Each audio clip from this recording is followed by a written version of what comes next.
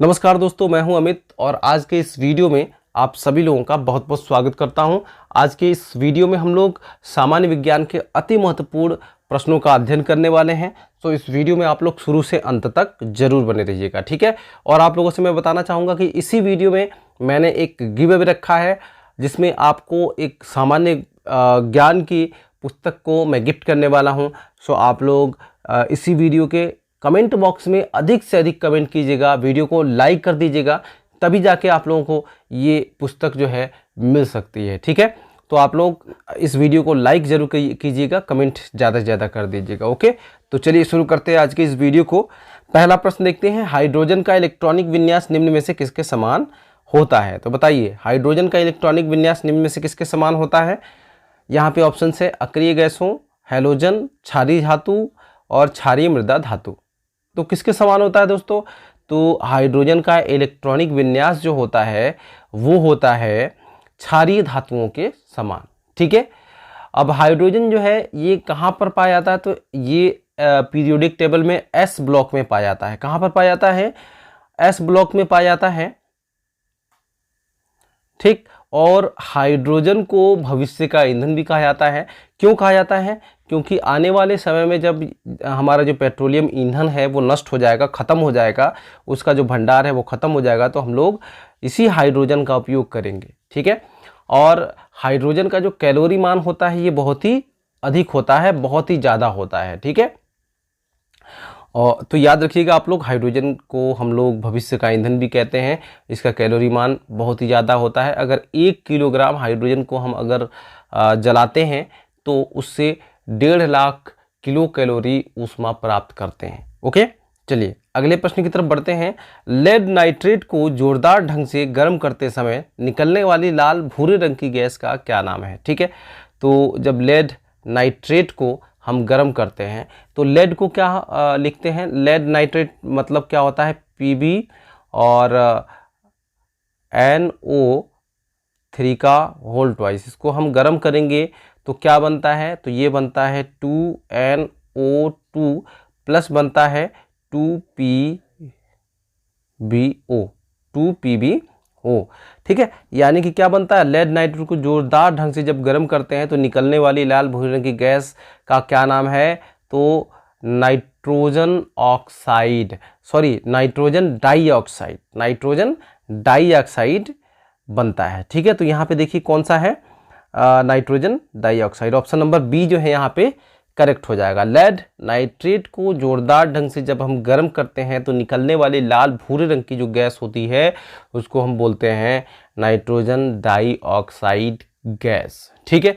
इसका जो कलर होता है भूरे रंग का होता है, ओके। अगला प्रश्न देखते हैं हम लोग। अगला प्रश्न है, रासायनिक प्रतीक P का क्या अर्थ होता है। आप लोगों को पता हो तो कमेंट जरूर कीजिएगा, कमेंट करते रहिएगा और लास्ट में कमेंट करके मुझे बताइएगा कि आपके टोटल इनमें से कितने क्वेश्चन सही हुए, ठीक है, ओके। रासायनिक प्रतीक P का क्या अर्थ है, पोटेशियम, पोलोनियम, फास्फोरस, इनमें से कोई नहीं।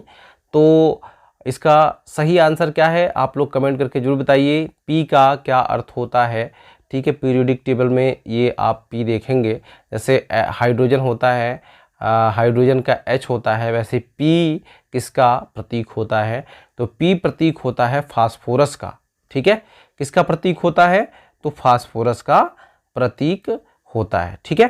किसका प्रतीक होता है, तो फास्फोरस। फास्फोरस 2 प्रकार का होता है, रेड फास्फोरस और वाइट फास्फोरस। रेड फास्फोरस का प्रयोग कहाँ पर किया जाता है, तो रेड फास्फोरस का प्रयोग किया जाता है कहाँ पर, माचिस की तीलियाँ बनाने में। माचिस की तीलियों के अगले हिस्से पे जिसको रगड़ने से आग लग जाती है वो क्या होता है, रेड फास्फोरस होता है।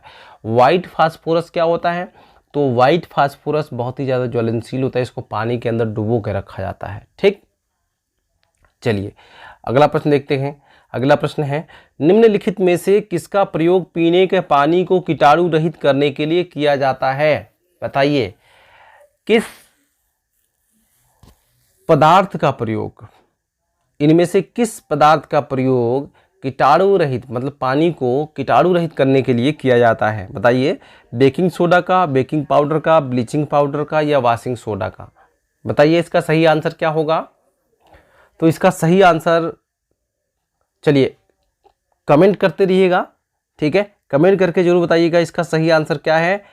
आप लोगों के लिए ही कमेंट करना अच्छा रहेगा, क्योंकि आप लोगों को मिलने वाला है इसी वीडियो में एक जीके का एक बहुत ही महत्वपूर्ण बुक, जो कि गिफ्ट करूंगा मैं, अगर आप लोग ज़्यादा से ज़्यादा कमेंट करते हैं, ज़्यादा से ज़्यादा लाइक करते हैं, ठीक है। तो इसका करेक्ट आंसर है ब्लीचिंग पाउडर का, ठीक है। ब्लीचिंग पाउडर, ब्लीचिंग पाउडर का सूत्र क्या होता है? CaOCl2, ठीक है, CaOCl2 यानी कि कैल्शियम ऑक्सीक्लोराइड। कैल्शियम ऑक्सीक्लोराइड को ही ब्लीचिंग पाउडर हम कहते हैं, ठीक है। चलिए अगले प्रश्न की तरफ बढ़ते हैं। अगला प्रश्न है, निम्नलिखित में से अधातु में कौन सी चमकदार धातु है? ठीक है, निम्नलिखित में से, इनमें से ये सब सारे के सारे क्या हैं? अधातुएं हैं, लेकिन इनमें से चमकदार धातु कौन सी है बताना है आपको, ठीक है। तो क्लोरीन है, फ्लोरीन है, आयोडीन है और नियोन है। तो इसमें से जो करेक्ट आंसर है, चमकदार धातु जो है आयोडीन है। आयोडीन का जो प्रतीक होता है आई होता है, इसका एटॉमिक नंबर क्या होता है? तो 53 होता है, ठीक है। क्या होता है? 53 होता है, ठीक। आयोडीन की कमी से कौन सा रोग होता है? तो घेंघा रोग होता है, ठीक है ना। चलिए अगला प्रश्न है, निष्क्रिय गैसें किस समूह में पाई जाती है? यहाँ पे डैश डैश लिखा है समूह में, तो इनमें से किस समूह में पाई जाती है निष्क्रिय गैसें? बताइए, जिसको भी पता हो वो लोग कमेंट करते रहिए, गलत ही सही लेकिन कमेंट कीजिए, अधिक से अधिक कमेंट कीजिएगा, ओके। और लास्ट में जय हिंद जरूर लिखिएगा। निष्क्रिय गैसें कौन से समूह में पाई जाती हैं? ठीक है, पीरियोडिक टेबल के किस समूह में पाई जाती हैं? तो निष्क्रिय गैसें पाई जाती हैं किस समूह में? तो 8th ए में पाई जाती हैं। कहाँ पर पाई जाती हैं? 8th ए में निष्क्रिय गैसें पाई जाती हैं। अगला प्रश्न है, निम्नलिखित में से निष्क्रिय गैसें समूह कौन सा है? निष्क्रिय गैसों का समूह कौन सा है? निम्नलिखित में से निष्क्रिय गैस समूह कौन सा है? तो यहाँ पे ऑप्शन है क्षारीय धातु समूह, हैलोजन समूह, 18वां या शून्य समूह, या इनमें से कोई नहीं। बताइए। अच्छा, निष्क्रिय गैसों को अजनबी गैस भी कहा जाता है, ठीक है। निष्क्रिय गैसों को अजनबी गैस भी कहा जाता है, अजनबी, ठीक है ना। चलिए फिलहाल इसका आंसर बताइए, निम्नलिखित में से निष्क्रिय गैस समूह कौन सा है? तो कौन सा है? 18वां है। कौन सा है? 18वां या शून्य समूह है, ठीक है। चलिए अगला प्रश्न देखते हैं, इनमें से कौन सा आदर्श गैस नहीं है? बताइए। आर्गन, नियॉन, ब्रोमीन, हीलियम, ठीक है। तो इनमें से कौन सा आदर्श गैस नहीं है? देखिए, आर्गन, नियॉन और हीलियम ये गैसीय अवस्था में पाया जाता है। ब्रोमीन जो है ये आदर्श गैस नहीं है ना। ब्रोमीन जो है लिक्विड अवस्था में पाई जाती है, ठीक। तो यहाँ पे ब्रोमीन हो जाएगा। इनमें से ब्रोमीन जो है आदर्श गैस नहीं है, ठीक है। ब्रोमीन का प्रतीक क्या होता है? Br35। और ये ब्रोमीन जो है ये क्या होता है? हैलोजन होता है। क्या होता है? हैलोजन होता है। और यह एक चमकीली धातु है, अधातु है, चमकीली अधातु है, ठीक है। ये क्या है? एक अधातु है, चमकीली अधातु है, ठीक है। अमूमन क्या होता है कि अधातुएं चमकीली नहीं होती है, लेकिन ये क्या है? आयोडीन भी चमकीली होती है और ब्रोमीन भी चमकीली अधातु होती है, ठीक है।